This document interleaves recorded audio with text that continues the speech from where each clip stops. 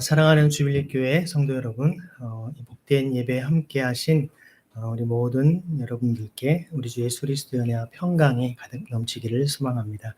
옆에 분에게 주님의 사랑이 넘치길 원합니다. 인사하시겠습니다. 주님의 사랑이 넘치길 원합니다. 깊어가는 이 여름에 우리 마음을 더 뜨겁게 달굴 주님의 말씀을 오늘 마태복음 말씀으로 함께 찾고자 합니다. 특별히 그 영적 체험과 분별이라고 하는 제목으로 함께 은혜를 나누도록 하겠습니다. 제가 한번 그 감마라고 하는 그 AI 프로그램으로 PPT를 한번 준비를 해봤습니다. 여러분 참고하시면 되겠고요. 오늘 우리가 주목할 장면은 사실 말 그대로 놀라움 그 자체입니다. 놀라움인데요. 두렵고 떨리는 하나님을 만난 그 사람들의 첫 반응이죠.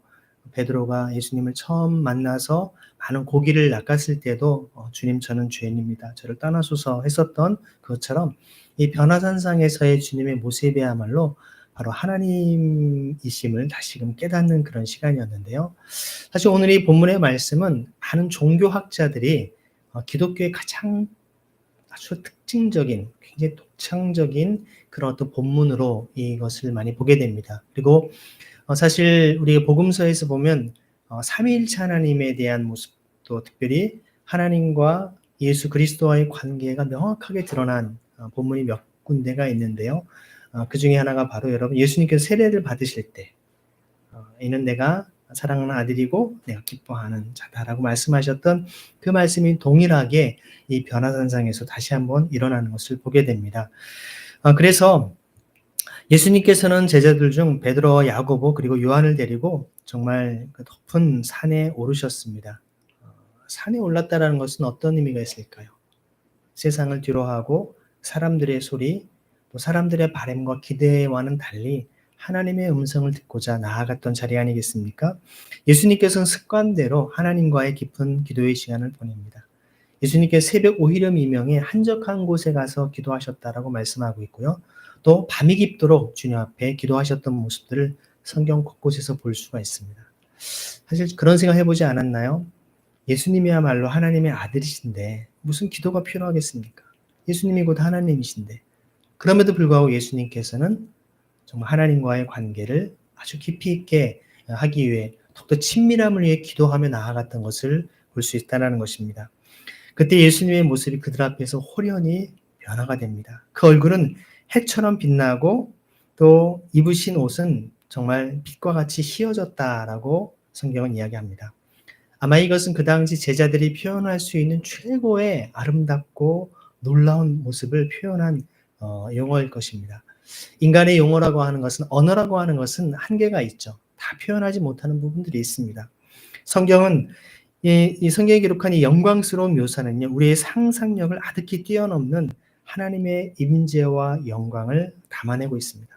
마치 하늘문이 열리고 영원하신 하나님께서 친히 그 아들을 통해 정말 하나님 아버지의 그 영광을 잠시 비춰주신 듯한 그런 순간임을 볼 수가 있습니다. 그래서 이 영광스러운 변화산에서 베드로는 어떤 고백을 하는지를 살펴보기 원합니다.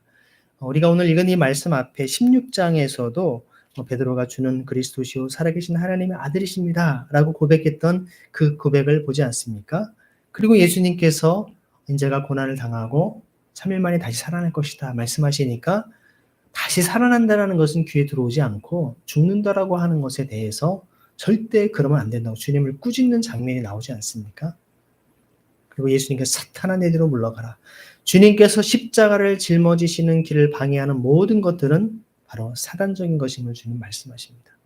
우리 그리스도인이 십자가의 길을 걸어가는 것을 방해하는 어떤 것도 바로 사탄의 속임수에 있음을 우리는 기억해야 한다는 것이죠. 이 영광의 순간에 구약의 위대한 두 인물인 모세와 엘리야가 예수님과 함께 나타납니다. 구약의 율법과 선지서를 대표하는 두 명입니다. 구약 전체를 다 총괄하는 대표적인 인물이라는 것이죠. 모세는 여러분 율법의 수요자입니다. 아니 모세의 율법이라 불릴 만큼 모세는 그 자체가 하나님의 율법 이라고 불렸던 사람입니다. 이스라엘 백성을 이끌었던 강력한 지도자가 바로 모세 아닙니까? 두 번째 인물은 엘리야이죠. 엘리야는 하나님의 말씀을 대언하면서 백성들을 죄에서 돌이켰던 가장 강력한 예언자였습니다.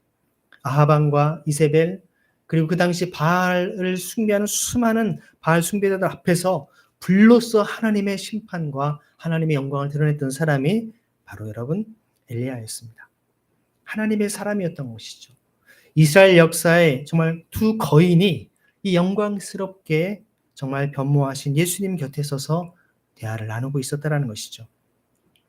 이 광경을 목격한 베드로의 마음은 어떠했을까요? 아마 감격과 두려움과 경외심으로 터질 듯 했을 것입니다. 와, 내가 따르던 주님이 이런 분이셨구나. 정말 놀라운 분이시구나. 자, 여기서 한 가지 여러분, 우리가 좀 생각해야 할 것은요. 지금 베드로를 비롯한 야고보와 요한이 예수님 곁에 있었던 분들이 누군지를 알았죠. 어떻게 알았을까요? 모세를 본 적이 있나요? 엘리야를 본 적이 있나요? 여러분 지금 여러분 앞에 모세와 엘리야가 나타난다면 그분들이 누군지 알아챌 수 있을까요? 놀랍지 않습니까? 여러분 꿈에서 여러분들이 잠을 잘 때 보면 뭐 그분이 어떤 옷을 입었던 어떤 형태의 헤어스타일을 하든 그 사람이다. 꿈에서 누굴 만났어? 봤어. 정확하게 그 사람을 알아채죠.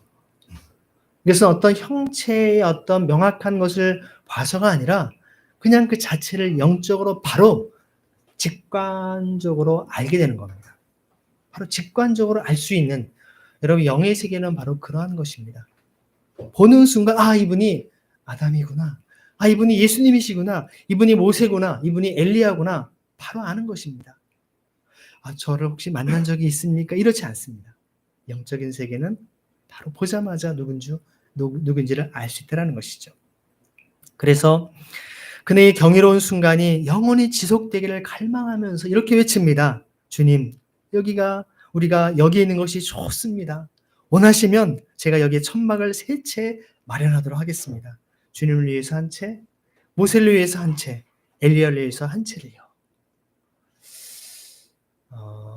사실 이렇게 한 채를 짓는다고 하는 것은 군대에서처럼 간단하게 어떤 천막 짓는 그런 것일 수도 있겠지만 함께 살고 싶다라는 것이죠. 우리 배 전사님이 최근에 가정을 꾸리기 위해서 지금 계속 집을 알아보고 있는 중에 있는데 참 집 구하기 어렵습니다. 새로 결혼을 준비하는 과정에서 참 집 한 채를 얻는 것이 얼마나 어려운가. 지난번에 차를 타고 저 김포를 쭉 신도시를 이렇게 지나가게 되는데요. 새로운 아파트들이 얼마나 많은지 빈 아파트들이 텅텅 비어 있습니다. 근데 제가 그랬어요. 전사님을 위한 어떻게 아파트는 한 채도 저렇게 집이 많은데 없을까? 그런 생각 해보지 않습니까? 저도 결혼 전에 그런 생각을 했습니다. 서울에 이렇게 아파트가 많은데 어떻게 내가 살 아파트는 하나도 없지? 그런 생각을 해봤던 적이 있었는데요. 네, 이 지금 이야기하는 베드로는 예수님을 위해서 모세와 엘리야를 위해서 정말 천막을 짓겠다라는, 함께 살겠다라는 겁니다. 거처를 여기 두고 아주 여기에서 영원토록 함께 있고 싶다라는 거예요. 여러분 그러한 것이 있지 않습니까? 정말 너무나 기쁘고 좋으면 거기에 그냥 계속 살고 싶은 거예요. 너무 좋으니까. 여러분은 그러한 경험이 있습니까? 어쩌면 이것이 영적인 하나님을 만난 사람들의 솔직한 심정일 것입니다. 영적인 체험, 주님을 만나는 감격과 은혜와 기쁨이 가득 차기 때문에 그게 너무 좋은 게 또 좋아서 또 그것을 찾아가고 기도하게 되고 주님을 찾고 부르짖는 그런 시간을 갖는 것이죠. 사랑하는 주빌립교회 성도 여러분, 베드로의 이 고백의 소리는 무엇을 봅니까? 정말 신비롭고 강렬한 영적 체험 앞에서 인간이 느끼는 지극한 그런 감격, 그 감격을 영원토록 붙잡고 싶어하는 간절한 열망을 볼 수 있지 않습니까? 하지만 하나님의 계획은 이 베드로의 바람과는 달랐습니다. 그 놀라운 임재의 그 절정에서 문득 빛나는 구름이 그들을 덮더니 하늘에서 음성이 들립니다. 이는 내 사랑하는 아들이요 내가 기뻐하는 자니 너희는 그의 말을 들어라. 바로 이 음성, 이 하나님의 선언이야말로 변화산 사건의 핵심이고 오늘 우리 설교의 영적 초점이 됩니다. 이 놀라운 체험의 목적은 우리에게 다른 무언가를 붙들게 하는 것이 아니었습니다. 그 목적은 오직 하나, 예수 그리스도께 우리 시선을 고정하게 하는 것이었습니다. 믿음의 주여 온전케 하시는 예수 그리스도를 바라보는 그 삶을 말씀한 것이죠. 그렇다면 이 변화산 체험의 의미가 어떠한 것인지를 한번 살펴보기로 합니다. 그것은 다름 아닌 오직 예수님만, 예수님뿐이라고 오늘 말씀은 성경은 기록되어 있는데요. 바로 그분이 곧 이 모든 계시, 구약 전체를 완성하시는 분임을 우리에게 보여주고 있습니다. 변화산의 영광은 성경 전체의 거대한 흐름이 어딘가를 향하는가를 분명히 보여주는 거대한 계시의 장면입니다. 모세는 율법을, 엘리야는 예언을, 선지서를 대표합니다. 그런데 이 예수님 앞에서 율법과 예언이 그 영광을 드러내신 예수님을 증거하고 있다는 것입니다. 두 분이 함께 나와서 마지막 예수님만이 남은 것이죠. 이 율법과 예언의 모든 목적과 성취가 바로 예수 그리스도 안에 있음을 선언한 것입니다. 그래서 사실 미국의 존 파이퍼라고 하는 목사님은요, 이렇게 강조합니다. 예수님은 기독교의 전부입니다. 예수님은 영광스러우시기에 예배받기에 합당하시고 그 영광을 통해서 우리의 영혼에 기쁨을 주십니다. 여러분 정말로 그렇습니까? 예수님이 여러분에게 참 기쁨을 주십니까? 변화산의 영광은 바로 그 영광을 우리에게 보여준 사건인 것이죠. 성서신학자인 R.T. 프랜스라고 하는 인물은요, 변화산 사건을 성경의 핵심 메시지가 예수님께 집중된다라는 계시적인 순간이라고 평가를 했습니다. 마치 거대한 교향곡의 모든 악기가 하나의 장엄한 클라이맥스를 향해 달려가듯 성경의 모든 구절, 모든 역사가 오직 예수 그리스도께 집중된다는 것입니다. 여러분 역사에 우리가 역사라고 하는 단어가 사실 헬라어로 히스토리아라는 단어거든요. 헬라어입니다. 히스토리아. 근데 재밌게도 히스토리아를 영어로 우리는 히스토리라고 번역을 했습니다. 히스토리를 우리가 좀 나눠서 생각하면 his story죠. 그분의 이야기. 그렇지 않나요? 역사는 예수님의 이야기입니다. 여러분 기원 전과 기원 후를 나누는 기준이 누구입니까? Before Christ. 예수님이 오시기 이전과 AD는 여러분 아노도민이라고 하는 라틴어입니다. 그리스도 이후, 예수님이 오신 이후를 나누지 않습니까? 역사라는 단어 자체가 예수님의 이야기이고 우리가 기원 전과 후를 나누는 기준도 바로 우리가 오늘날 2025년 8월 3일이라는 날짜를 쓰는 그 기준의 날짜도 예수님의 탄생을 기준으로 삼았다는 사실 여러분 아시지 않습니까? 우리 매일의 일상 속에 주님의 이 땅에 오심은 우리의 생생한 역사의 현장을 이끌어가고 계시다는 것입니다. 그래서 사실 여러분 부활하신 예수님께서 그 엠마오로 가던 그런 제자들에게 하신 말씀을 기억하시길 바라면 누가복음 24장 27 이렇게 얘기하죠. 함께 읽어볼까요? 시작. 모세와 모든 예언자들로부터 시작해서 모든 성경에서 자기를 두고 적어놓은 것들의 그 뜻을 그들에게 풀어해 주셨다. 바로 여기에 나오는 것처럼 모세와 모든 예언자들로부터 시작해서 모든 성경에 자기를 두고 적어 놓은 것의 뜻을 그들에게 풀이해 주셨다라고 얘기를 하죠. 성경 곧 예수님을 풀이해 놓은 것입니다. 그래서 여러분 종교개혁자였던 존 칼빈은 하나님의 계시가 무엇보다도 말씀을 통해 우리에게 주어진다라고 강조합니다. 말씀을 통해서. 그에게 있어서 하나님의 영광은 감각적인 체험에 국한되지 않고 특별히 기록된 말씀 안에서 가장 분명하게 나타난다고 얘기를 합니다. 베드로와 야고보와 요한이 만났던 그 영광스러운 예수님의 모습을 여러분 갈망하십니까? 말씀을 보십시오. 주님이 곧 말씀이시고 말씀 안에 역사하시는 성령님의 역사하심으로 우리도 그 주님을, 그 영광을 경험케 한다는 것입니다. 변화산의 황홀한 체험은 바로 율법과 예언, 모세와 엘리야가 가리킨 그 말씀의 중심, 곧 예수 그리스도께서 참으로 누구이신지를 눈으로 확인시켜 주는 증거였던 것입니다. 바로 모세와 엘리야는 말씀을 대언한 자들이고 이제 모든 말씀의 궁극적인 성취자이자 살아계신 정말 이 땅에 살아있는 말씀이신 예수 그리스도를 드러낸 것입니다. 여러분, 그렇기 때문에 우리는 성경 자체를 단지 도덕적 교훈이나 지식의 복으로만 여겨서는 안 될 것입니다. 성경은 그 이상입니다. 그냥 저도 사실 고등학교 때 생각해 보면 잠언을 읽으면 지혜가 생긴다 해서 날마다 날짜에 맞춰서 오늘이 3일이면 잠언 3장, 내일이 4일이면 4장. 항상 저녁에 제가 저녁 식사하고 공부하기 전에 말씀을 묵상을 했었어요. 제가 잠언은 참 많이 봤습니다. 그런 식으로 마치 지혜를 주는 말씀이다. 물론 그런 면이 있습니다. 그런 차원으로 저의 어떤 지적인 또 지혜, 뭔가 유익을 얻기 위한 그런 차원에서만이 아니라 성경은 처음부터 끝까지 우리의 영원하신 구원자, 우리의 왕 되신 예수 그리스도를 드러내고 설명하는 하나님의 놀라운 계시인 것입니다. 보통 구약학자들이 말하는 지혜의 기독론이라는 말이 있습니다. 잠언에서 말하는 지혜가 곧 예수 그리스도를 얘기합니다. 우리에게 명철과 이해와 지혜를 주신 그분이 곧 예수 그리스도이심을 성경은 이야기하고 있는 것이죠. 성경은 처음부터 끝까지 우리의 영원한 구원자, 우리 왕 대신 예수 그리스도를 드러내는 또 설명하는 하나님의 놀라운 계시임을 여러분 깨닫길 원합니다. 그렇기 때문에 변화산의 영광은 우리로 하여금 율법과 예언의 완성자이시고 모든 구원의 역사를 주관하시는 예수님만을 바라보게 한 사건이라는 것입니다. 다른 어떤 교훈, 다른 어떤 지식보다도 오직 예수님을 바라보는 것이 우리 신앙의 최우선 순위가 되어야 한다는 것입니다. 그래서 믿음의 주 온전케 하시는 예수 그리스도를 바라보라고 성경은 우리에게 말씀하십니다. 십자가에 달리신 그분을 바라보는 것입니다. 여러분이 정말로 영적인 체험을 갈망하십니까? 예수님을 만나십시오. 예수님을 바라보십시오. 예수님께 여러분 삶을 의탁하십시오.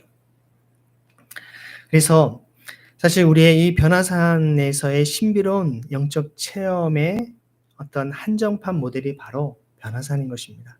이 신비로운 체험에 대한 우리는 분별이 필요합니다. 때때로 여러분이 꿈을 꾸거나 환상 속에서 어떤 누군가의 어떤 대언을 통해 예언의 목소리들을 들을 수가 있습니다. 이것이 어떻게 하나님의 음성인지 아닌지를 어떻게 우리가 알 수 있을까요? 이것을 영적인 분별을 해야 됩니다. 이러한 신비로운 체험은 분명 우리 신앙의 놀라운 활력과 의미를 불어넣을 수 있지만 기억하십시오. 모든 체험은 그 자체가 목적이 될 때 오히려 위험한 우상이 될 수 있다는 것입니다. 사실 베드로는 그 영광스러운 체험을 붙잡고 그곳에 머물기를 원했지만 하나님은 단호하게 말씀하셨습니다. 뭐라고 했습니까? 너희는 그의 말을 들어라. 이것은 여러분 체험 자체보다도 체험을 통해 드러내 주시는 주님의 말씀, 그 주님께 대한 순종이 훨씬 더 중요하다는 것을 우리에게 강조해 주는 것입니다. 그래서 사실 아까도 말씀드린 것처럼 이 체험에 대한 분별을 보면 이 체험의 신비로운 체험이 잘못됐을 때 우상화될 수 있다는 것들을 우리는 기억을 해야 되는데요. 실제로 오늘 말씀처럼 바로 베드로는 너희는 그의 말을 들어라라고 하는 명확한 초점을 주셨습니다. 그래서 마틴 노이드누스 목사님은 얘기하기를 영적 체험에 대해 이렇게 경고를 합니다. 우리는 체험을 따라 가지 말아야 합니다. 말씀이 체험을 확증하고 검증하는 기준이 되어야 됩니다. 라고 얘기를 하죠. 아무리 여러분 황홀하고 강력한 체험일지라도 그것이 예수 그리스도의 말씀에 근거하지 않거나 말씀을 흐리게 만들거나 정말 한다면 그것은 진정한 영적 체험이라고 볼 수 없다는 것이죠. 여러분 죄송하지만 기독교 신앙이 아니어도 불교에서도 이슬람에서도 힌두교에서도 다른 샤머니즘에서도 영적인 체험은 얼마든지 할 수 있습니다. 소위 영성, 나름대로 그들의 영적인 체험, 우리가 어떤 물리적인 현상을 뛰어넘는 과학적인 이성으로는 우리가 설명할 수 없는 사건들 얼마든지 일어날 수 있습니다. 악한 영의 귀신의 역사가 일어날 수 있습니다. 사단 마귀가 그런 능력을 드러낼 수도 있습니다. 그것이 우리에게 하나님의 뜻이고 주님의 마음이라고 말할 수는 없는 것입니다. 모든 영적 현상이 다 주님께서 주신 것이 아닐 수 있다는 것입니다. 주님께서 여러분을 향해서 정말 특별한 은혜와 사랑을 부어주시는 그 영적인 체험들을 우리는 분별하고 제대로 바라볼 수 있어야 되는 것입니다. 여기에서 우리는 조나단 에드워즈의 영적 분별력을 조금 더 생각을 해봐야 할 줄 압니다. 아시는 대로 제가 박사학위 논문을 썼던 인물이기 때문에요. 이분의 어떤 여러 책들 중에서도 특별히 이 관련된 책이 신앙 감정론이라는 책이 있습니다. 영어로는 원래 Religious Affections이라는 책입니다. 그냥 어떤 패션이라고 하는 인간적 차원의 열정과 열심으로 살아가는 게 참된 신앙이 아니라 삼위일체 하나님에 대한 하나님을 아는 지식에서부터 비롯되는 지정의 전인격 차원에서 주님으로부터 비롯되는 그 지식, 기쁨, 감격, 이것이 진정한 신앙이라고 그는 고백을 하고 있는 것입니다. 그래서 정말 진정한 어떤 체험과 진정한 어떤 영적인 체험과 거짓된 것을 분별할 수 있는 지혜를 그는 얘기했던 것입니다. 그 당시 미국의 대각성운동의 한복판에서 수많은 영적 체험들을 그는 목격을 했습니다. 하지만 거기에서 진정한 하나님이 주시는 참된 신앙이 무엇인가를 그는 분별하고자 그 책을 썼던 것입니다. 단순한 감정의 흥분이나 일시적인 종교적인 열정이 아니라 저는 구원받았습니다. 주님이 찬양하고 간증하고 얼마든지 예배할 수 있습니다. 그렇게 흉내낼 수 있죠. 예수님 뭐라고 하십니까? 주여 주여 하는 자마다 다 정말 하늘나라에 올 것이 아니라고 말씀하지 않습니까? 주의 이름으로 병든 자를 고치고 귀신을 쫓아내고 능력을 나타냈다 할지라도 주님은 불법을 행하는 자야. 나는 너를 도무지 알지 못한다라고 말씀하지 않습니까? 참된 신앙적 정서는요, 성령의 역사로 말미암는 것입니다. 말씀의 역사는 말씀 그 자체이신 예수 그리스도를 증거하시는 성령님의 역사입니다. 참된 영적 체험은 무엇보다도 하나님과 그리스도를 향한 깊은 사랑을 갖게 합니다. 여러분이 영적 체험을 하고 나서 하나님을 향한 사랑이 더 깊어진다면 그 체험은 진실된 것입니다. 죄에 대한 깊은 회개를 주신다면 그 영적 체험은 하나님이 주신 참된 체험이라는 것입니다. 내가 이러한 존재구나.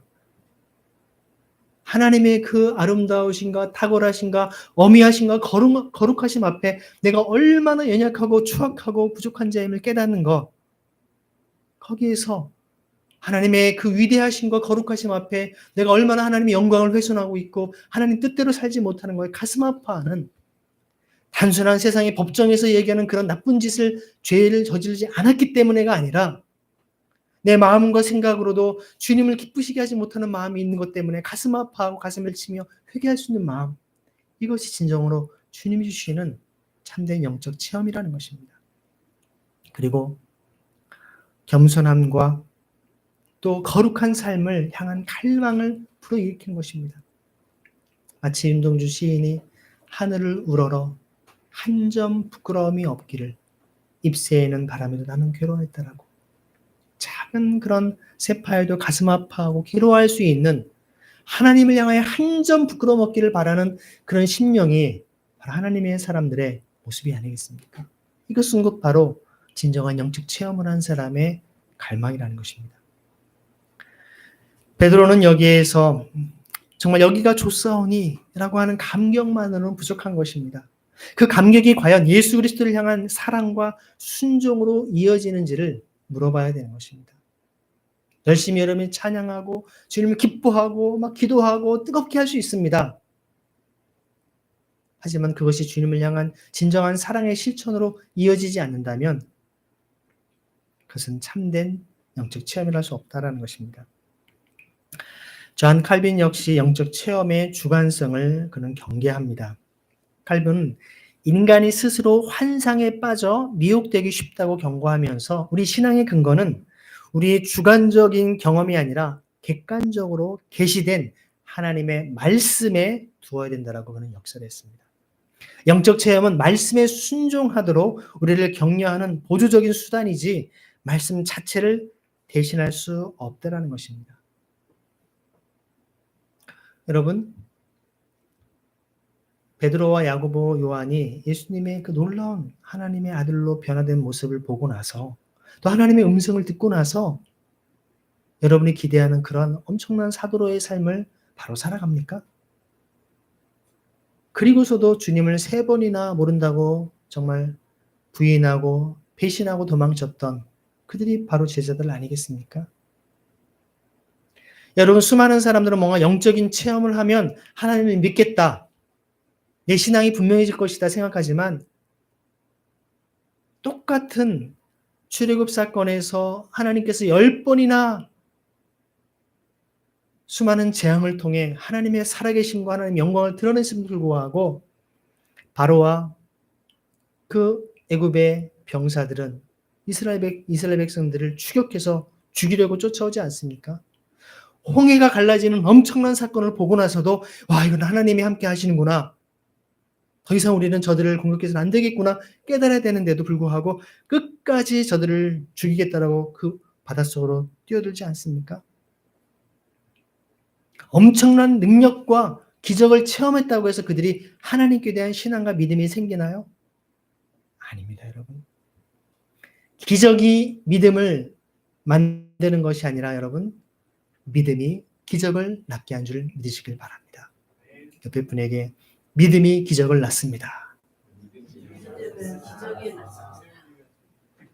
하나님의 사람의 믿음을 통해 역사가 새로워지고 여러분의 삶이 변화되고 주변 환경이 바뀌는 것입니다. 너무나 많은 사람들 주님 이 환경을 이것을 변화시켜 주옵소서. 여러분의 마음이 먼저 주님 앞에 변화되기를 원하십니다. 여러분의 변화된 마음과 믿음의 결단을 통해서 하나님께서 이미 창세전에 예배해 놓고 준비해 놓으신 그 일을 여러분 믿음으로 어떻게 살아가나 주님은 보기를 원하는 것입니다. 주님 도와주세요. 이것 좀 어떻게 변화시켜 주세요. 주님의 뜻은 그렇지 않을 수 있다는 것입니다.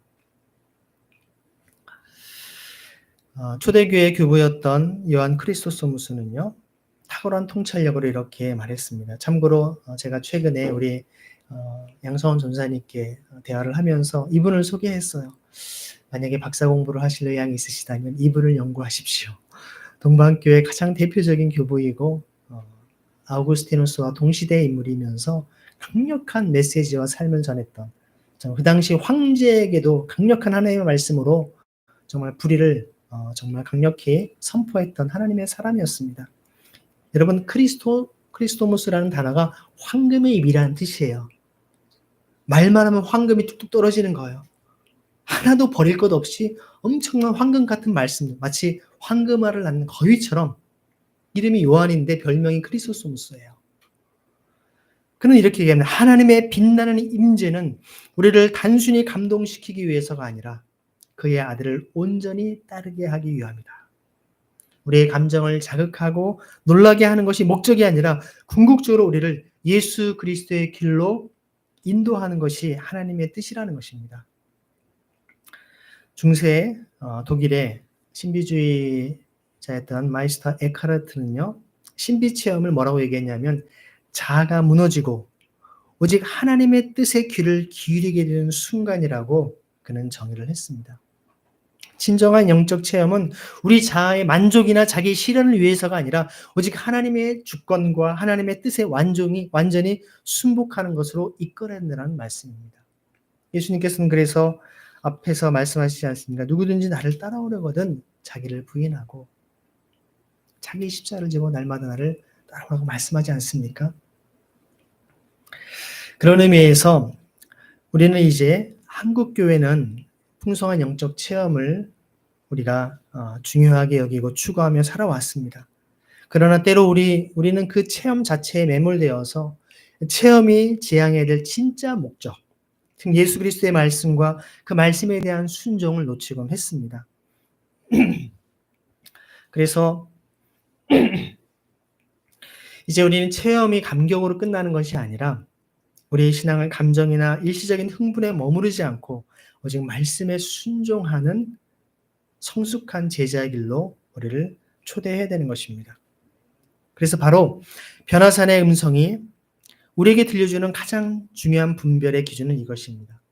이 체험이 오직 예수 그리스도께로 우리를 이끌고 있는 것인가? 이 체험이 우리를 말씀에 더욱 순종하게 하는가? 여러분, 영적 체험을 찾아다니는 분들은요, 더 자극적이고 더 간절한 것들을 찾습니다. 실제로 치유 집회, 영적인 은사 집회를 다니시는 분들은 더 강력한 집회를 계속 찾아다닙니다. 말씀의 뜻에 따라 삶의 순종의 열매를 맺는 것은 뒷전인 채 오히려 그런 영적인 체험, 와 대단해. 저 목사님, 저 정말 안수하시는 저분, 저 예언기도 놀라운 분이셔. 너도 한번 가서 기도 한번 받아봐. 한번 참여 한번 해봐. 예, 물론 그런 체험들 필요합니다. 중요합니다. 하지만 마치 자극적인 그 황홀한 엑스타시처럼 더 마약처럼 더 강력한 것을 쏟는 것이 우리 인간의 본성이다라는 것입니다.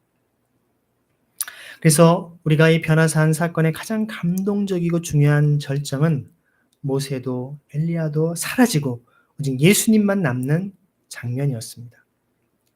8절 말씀에 뭐라고 얘기합니까? 한번 읽어보겠습니다. 그들이 눈을 들어 보았지만 아무도 보이지 않았다. 오직 예수님 뿐이었다. 제가 오늘 원래 말씀 제목을 오직 예수님 뿐이라고 정했다가 바꿨습니다. 영적 체험과 분별이라고 다시 조금 온건하게 했는데요. 정말 저의 마음은 오직 예수님 뿐. 이 모든 것이 바로 신앙의 핵심이며 중심입니다. 오직 예수. 제가 대학생 때 읽었던 찰스 펄전이라고 하는 아주 정말 청교도 어떤 신앙을 잘 이어받은 어떤 강력한 정말 설교자는 강력하게 불타올라야 된다라고 했었던 그분이신데 정말 이분의 설교집을 제가 좀 좋아해서 많이 읽었었거든요. 근데 그분이 그런 표현을 하더라고요. 오늘 이 변화산의 장면을 한마디로 모든 신학의 완성이다. 신구약 전체를 완성한 한 장면이라고 그는 얘기했습니다. 모세의 율법도 엘리야의 예언도 심지어 황홀한 체험의 영광도 모두 잠시 사라지고 오직 영원히 동일하신 예수 그리스도만이 홀로 남으신다는 것입니다. 오늘날 한국교회와 한국사회는 수많은 목소리에 노출되어 있습니다. 성공을 부추기는 목소리, 또 인본주의적인 가치를 외치는 목소리, 세상의 유행을 쫓는 목소리, 심지어 기독교의 이름으로 포장된 다른 권위나 영적 체험을 쫓으라는 속삭이는 목소리도 있습니다. 하지만 그 수많은 혼란 속에서 오직 예수님만을 바라보는 신앙이 사라진다면 우리 신앙의 본질을 놓치고 마는 것입니다. 제가 마틴 로이드 존스 목사님을 종종 인용하는 이유는 개인적으로 제가 이분의 로마서 강해 책을 제가 읽으면서 성령 세례를 제가 체험했었기 때문에 여러분에게 적극적으로 권합니다. 많은 책들을 쓰셨는데 특히 로마서 강해를 한 10권 정도, 한 9권인가요? 정확히 기억나지 않는데 1권을 1장 1절부터 시작하지 않고 로마서 3장 21절부터 시작을 합니다. 그러나 이제는 율법의 의로는 우리가 구원을 받을 수 없지만 그러나 이제는 하나님의 의가 나타났나니 바로 예수 그리스도를 통한 십자가를 통한 하나님의 구원의 역사를 가장 먼저 그는 전하기 위해서 로마서 강의 1권을 3장 21절부터 시작을 합니다. 저는 그 책을 읽고 묵상하면서 강력한 하나님의 사랑이 무엇인지 우리의 죄를 간과하시고 지나치시는 그 하나님의 사랑이 얼마나 크고 놀라운지 깨닫고 나서 그 사랑에 힘입어서 놀라운 삶의 변화를 경험했던 어떤 그런 경험이 있습니다. 그래서 이분에 대한 얘기를 종종 하는데요. 바로 만약 당신의 신앙이 오직 그리스도를 바라보지 않는다면 당신은 진정한 기독교인이 아닙니다. 모든 참된 신앙은 그리스도 중심적입니다. 라고는 얘기하죠. 진정한 신앙은 우리의 자신을 드러내는 것도 우리의 능력을 과시하는 것도 아닙니다. 특정한 교리나 단체에 맹목적으로 충성하는 것도 아니라는 것이죠. 어제 제가 숭실대학교 전 총장님이신 장봉식 총장님과 식사를 좀 할 시간이 있었습니다. 저녁 식사를 함께 하면서 그분이 여러 번 말씀하셨던 내용이었는데 어제 또 한 번 얘기하시더라고요. 저에게 목사님 감히 제가 평신도로서 목사님이지만 부탁을 드리고 싶은 것은 혹시라도 숭실대학교 소그룹 체프를 목사님께서 뭔가 내가 하고 있다라는 생각이 있다면 하나님께서 우리를 그것을 기뻐하지 않을 겁니다. 본인도 그 생각을 많이 하셨다는 겁니다. 내가 시작을 했지. 어느덧 거기에 대한 뭔가 잘 되지 않는 것을 보면 가슴 아파하고 힘들어하는 마음이 있었지만 이걸 내가 했구나라는 이런 교만이 있었구나. 하나님이 하시는데 나는 주님의 통로로 도구로 쓰임받았을 뿐입니다라는 그 겸손한 고백이 있지 않고서는 우리 하나님의 영광을 가릴 수밖에 없다라는 것을 고백을 하셨다는 것입니다. 오히려 목회자인 제가 그렇습니다. 저도 겸손하게 그 믿음의 바톤, 믿음의 경주를 이어서 하길 원합니다. 고백을 얘기했습니다. 이 좀 더 확장을 해서 다른 캠퍼스에도 이런 소그룹 체프를 통해 많은 영혼들이 주님께 돌아올 수 있도록 하는 이 사역을 제가 능력 있고 제가 잘해서가 아니라 하나님께서 이 시대에 정말 무너져가는 대학 청년들의 영적인 어둠의 모습을 안타까워하시면서 특별히 하나님의 사람들을 통해 이런 새로운 일을 하시게 한 것에 대해서 너무나 감사할 수 있는 고백. 그래서 어제 그런 고백을 저는 사실 무엇보다도 이 소그룹 체프를 통해 저에 정말 감사할 것이 하나 있습니다. 뭔데요? 배전도사님이 청년 사역에 눈을 뜨고 이 소그룹 체프를 통해서 캠퍼스 사역에 눈을 뜬 거 저처럼 또 다른 저와 같은 마음을 보면 얼마나 감사한지 모른다라고. 그래서 제가 배전도사님의 개인 간증을 짧게 얘기했어요. 학부 3학년 때 제 수업을 들었는데 목사님 아들로서 한 달 정도 수업 듣고 나더니 상담을 요청했던 것입니다. 얘기해도 괜찮죠, 전도사님? 이 방송도 좀 나갑니다.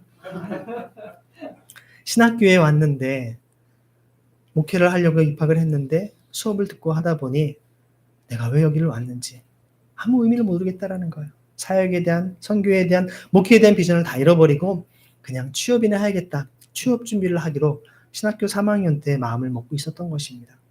그러다가 3월 달에 제 수업을 통해서 한 달 정도 한 몇 주 수업을 하다가 그냥 제가 하나님 나라에 대한 비전들을 강력하게 전하다 보니 다시금 하나님 나라에 대한 비전, 하나님 나라에 대한 열망이 생겼는데 어떻게 하면 좋겠냐라고. 그래서 제가 집이 어딥니까 했더니 안양이래요. 멀지만 서울까지 제가 전에 은진교회 목회할 연희동에 있을 때요. 거기까지 와 성경 공부를 하자고. 매주 안양에서 서울까지 와 성경 공부를 시작했어요. 여러분 지금 거꾸로 전사님이 여러분을 만나러 숭실대까지 와주시죠?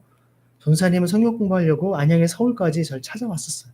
물론 부천에서 또 학교로 오기도 하지만 분당에서 더 멀리에서 또 오기도 하지만 그런 과정을 통해서 한 영혼에 대한 소중한 하나님 나라에 대한 청년들에 대한 비전들을 함께 품으면서 전 너무나 감사한 것은 소그룹 체프를 이후에 여러 가지 어려운 시간들이 있었지만 지금 제가 굳이 이야기하지 않아도 부탁하지 않아도 전사님 스스로 우리 청년들을 만나고 계속 청년 캠퍼스 사역에 대한 그 열망으로 이 사명을 감당하고 있다는 것이죠. 제가 재미있는 얘기를 하나 해드릴까요? 전사님이 군대를 갔다 와서 저를 찾아왔어요. 전사님 교회에서 목회를 같이 전도사 사역을 하고 싶습니다. 그때 제가 이미 전에 성미동 교회를 이제 하나님 앞에 내려놔야 되지 않을까, 결정은 하지 않았고 해야 되지 않을까 고민하고 있었던 때였습니다. 그래서 제가 지금 시기적으로 별로 좋지가 않고 내가 이 교회 사역을 계속 할지 좀 내려놓을지 기도하는 시기이기 때문에 지금은 좀 안 오는 게 좋겠다. 왜냐하면 전사님 아버님이 저희 교단의 목사님이시고 이미 주변에 아는 분도 많기 때문에 원하면 얼마든지 좋은 교회 가서 목회할 수 있는 분이십니다. 네, 근데도 굳이 아무런 메리트가 없는 저에게 와서 얘기를 하길래 그래서 어디든지 같이 가겠다라는 거예요. 저도 뭐 이런 분이 다 있지 속으로 마치 그냥 밀어내고 싶은 마음이 있었지만 그럼에도 불구하고 그래서 결국엔 제가 그 다음 해에 정말 3월, 4월쯤에 교회에 제가 올 연말까지만 하고 사임하겠습니다라고 얘기를 하고 그리고 실제 사임하고 나서 다른 목사님이 오실 때까지 한 6개월 이상 정말 고생하면서 그 모든 교회 사역들을 감당을 했습니다. 그리고 여기서 왔죠. 이런 모든 일련의 과정들을 통해서 무엇보다도 감사한 것은 함께 하나님 나라를 향한 이 거룩한 비전에 마음을 품고 같이 공감하며 사역을 할 수 있는 동력자가 되었다라는 사실. 얼마나 감사합니까? 우리 저뿐만 아니라 우리 배전사님을 통해서 이런 사역에 대한 마음을 부어주신 하나님께 감사의 박수 한번 올려드리지 않겠습니까? 우리 양전사님도 역시 마찬가지입니다. 정말 교회에 찾아와서 뭔가 이 얘기를 하고 싶었는데 그 근처에서 같이 식당에서 만나게 되고 그런 이후의 이야기를 하면서 다시 목회에 대한 비전들을 품고 또 저희 주빌리 교회를 통해 함께 정말 다음 세대를 향한 목회에 대한 방향들을 함께 품으면서 이 사역에 대한 마음을 주님께서 부어주신다는 것이죠. 여기 있는 여러분 한 분 한 분이 비록 부족하지만 저와 우리 전사님들을 통해서 또 여러분과 함께 교제하며 나눔을 통하여서 하나님께서 우리에게 원하시는 뜻이 무엇인지 주님의 마음이 무엇인지를 함께 깨달아가며 그것에 초점을 맞추고자 그 길로 걸어가고자 함께 마음을 함께 집중하며 나아가고 있지 않습니까? 이 모든 것이 저도 특정한 누군가의 어떤 자람이 아니라 오직 하나님의 은혜요. 하나님께서 우리를 이끄시고 사용하신 것의 결과임을 믿으시길 바랍니다. 사실 우리는 이러한 진정한 신앙이라고 하는 것은요. 결국 자신을 드러내는 것도 우리의 능력을 과시하는 것도 아닙니다.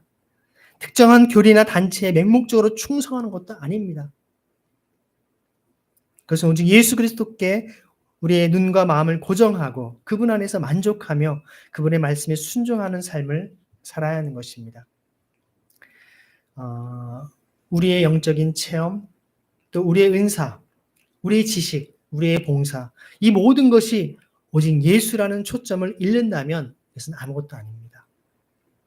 독일의 나치에 저항하며 정말 순교자의 길 택했던 디트레이트 보네퍼는요, 이 점을 분명히 말합니다.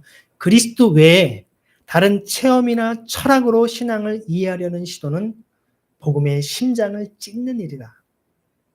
우리의 믿음, 우리의 삶, 우리의 모든 사역이 예수 그리스도께로 향할 때 우리는 비로소 바른 길을 걷고 있는 것입니다. 여러분이 어려움과 고난이 있습니까? 그것이 주님을 위한 것이라면, 복음을 위한 것이라면, 말씀대로 살고자 하는 몸부림이라고 한다면 기뻐하십시오. 그것은 주님의 십자가의 길을 따라가는 길을 알 수 있기 때문에 그렇습니다.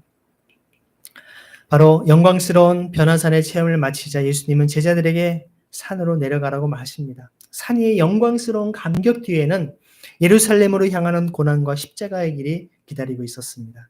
예수님은 영광을 잠시 보여주셨지만 그 영광은 당신의 희생과 고난을 통해 궁극적으로 완성될 것을 예비한 것입니다. 우리도 마찬가지입니다.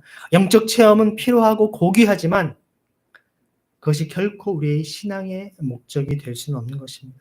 우리의 신앙의 궁극적인 목적은 산 위의 감격만이 아니라 바로 그 영광의 주님이 걸어가신 세상 속의 십자가의 길을, 고난과 섬김의 길을 따르는 순종의 삶이 되어야 된다는 것이죠. 오늘날 한국교회 현실을 보면 여전히 신비로운 체험과 화려한 축복, 개인적인 은혜 받는 느낌에 치우친 영성을 많이 강조하곤 합니다. 물론 그 자체는 나쁜 것이 아닙니다. 하지만 진정한 제자는 그 감격의 산에서 담대히 내려와 예수님께서 걸어가신 고난의 자리로 아픔과 불의가 가득한 세상 속으로 들어가 십자가를 지고 그분을 따라가는 사람인 것입니다. 오늘 읽지 않았지만 바로 뒤에 장면에 보면 바로 정말 한 아이를 끌고 와서 아버지가 정말 이 아이를 고쳐달라고 하지만 제자들은 그 아이를 고치지 못한 사건이 나옵니다. 여전히 귀신 들리고 병들고 고통당하고 미움과 분노와 증오, 폭력과 전쟁과 갈등으로 가득한 이 세상 속이 산 위의 삶의 현장이라는 것입니다. 그 속에서 주님과 함께 십자가를 짊어지고 그 사명을 감당하라고 주님 우리를 부르고 계신 것입니다. 이것이 바로 우리 주빌리 교회가 추구해야 될 영적인 체험과 우리의 분별력의 영성인 것입니다. 우리 영광스러운 주님을 보았지만 이제 그분을 믿고 따르고 그분처럼 고난의 자리에서 복음을 증거하고 사랑을 실천하는 삶을 살아야 할 줄 압니다. 이 세상을 향한 우리의 사명은 그 영광스러운 체험에 머무는 것이 아니라 세상 한가운데에서 오직 예수를 증거하고 그분의 사랑과 공의를 이루어가는 것입니다. 사랑하는 성도 여러분, 베드로처럼 산 위에 초막을 짓고 싶은 마음이 들 때마다 변화산의 영광 가운데 울려 퍼졌던 하나님의 음성을 다시 기억하십시오. 이는 사랑하는 내 아들이다. 나는 그가 좋다. 너희는 그의 말을 들어라. 그 주님께서 여러분을 향한 동일하게 말씀하십니다. 예수님을 통해 우리도 하나님의 아들이요 딸들로서 내가 너를 기뻐한다. 내가 너를 사랑한다. 하나님의 말씀을 듣고 그 뜻대로 순종하라고 주님은 말씀하고 있는 것이죠. 오직 예수님만을 바라보고 그분의 말씀에 귀 기울이고 그분만을 따르는 참된 제자로 이 세상을 살아갑시다. 그래서 여러분의 삶을 통해 하나님의 영광이 온전히 드러나기를 우리 주 예수 그리스도 이름으로 간절히 축원합니다. 같이 기도하시겠습니다. 기도하실 때 한 세 가지를 놓고 기도하겠는데 첫 번째는 예수님을 향한 우리가 집중을 위한 예수님을 간절히 바라는 기도를 하기로 합니다. 영광의 주 예수님, 변화산에서 모든 율법과 예언의 완성이 오직 주님이심을 보여주시니 감사합니다. 세상의 많은 소리와 유혹 가운데 흔들리지 않고 오직 주님께만 우리의 시선을 고정하게 하옵소서. 오직 예수님만 우리의 삶이 중심이 되게 해주셔서 기도합시다. 두 번째는 영적 체험을 분별하는 우리의 삶이 되도록 기도합시다. 사랑의 하나님, 우리에게 영적 체험을 허락하시되 그 감격에만 머물지 않고 말씀으로 분별하게 해주옵소서. 모든 체험에 오직 예수님의 음성에 순종하고 그분께로 이끌게 하시며 그 어떤 것도 주님의 말씀보다 앞서지 않도록 우리를 이끌어 주옵소서. 기도합시다. 세 번째는 세상 속 순종의 삶을 위한 기도를 드립시다. 능력의 주님, 산 위의 영광을 보았사오니 이제 담대히 세상 가운데 내려가서 십자가의 길을 따르는 참된 제자로 살게 하여 주옵소서. 우리의 삶을 통해 주님의 사랑과 공의가 실천되게 하시고 오직 예수를 드러내는 산 제물이 되게 해 주옵소서. 같이 합심하여 기도하겠습니다.